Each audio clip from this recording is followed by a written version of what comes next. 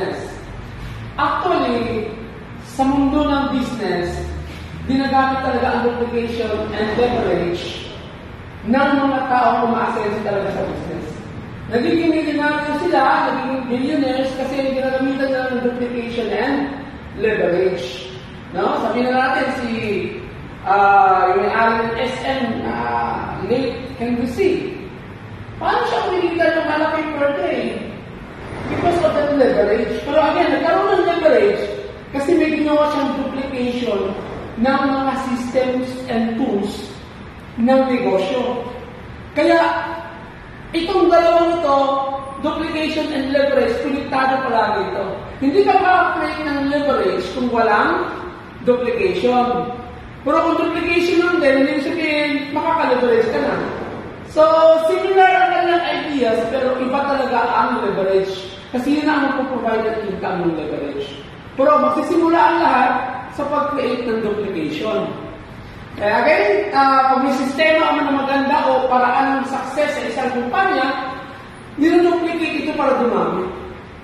Pag maganda yun, dinuduplicate siya. Pag sinuduplicate, nagre-replicate. Pag sinanuduplicate, nagdodoble, nagtriple, dumadami. Kasi maganda naman siya eh. Basta magandang bagay at nakakabuti sa kumpanya, pinapadami yan. Kaya ang tawag dyan, duplication. At ina-apply yan sa lahat ng kumpanya. Okay? Ang leverage naman, siyempre, may duplication na nangyayari. So kung sino yung na-involve sa duplication, ginagawa na yung mga trabaho nila. Pag ginagawa na yung trabaho nila at may income na nakukuha doon, yung mayroong leverage doon, yun ang kumikita ng kape. So kung may-ari ng kumpanya. Sa isang kumpanya, may sumosiko na sa Henry C.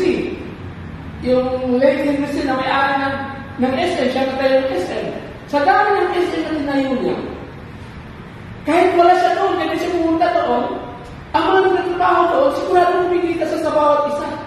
Sa mga talas na mga tauhan niya doon, yung mga pinag-aralan, yung galing, na kumikita yung mga tauhan niya, mga empleyado na ng sweldo, sa kanya hindi sweldo.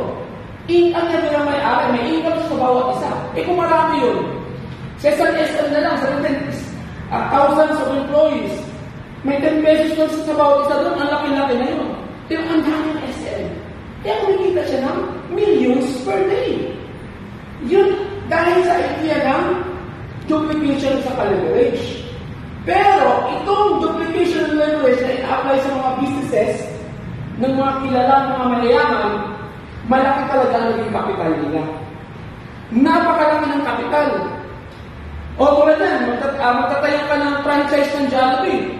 Lumalabas na 40 million pesos ang dapat i-capital mo para makaroon ka ng franchise ng Jollibee. Kasi ang Jollibee talaga, meron siyang duplication kasi training yung management ng Jollibee. Yung may-ari ng Jollibee.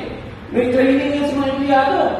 Hindi na magkaroon ng leverage. Sa dami mo naman ng nagtatrabaho sa Jollibee tapos kumikita ng malaki. May leverage income talaga yung may-ari. Pero mas malaki ang leverage income yung mismo nagtayo ng Jollibee. Sino yun? Si Tony Tan Cachong. O di ba? Sisihin, napakalaki ng kapital na ginagamit dito para magkaroon ng leverage income. Pero alam niyo ba, na merong business na may duplication at leverage income, pero kung tilang ang kapital mo, gusto mong malaman kung ano yun, sa sunod na topic natin.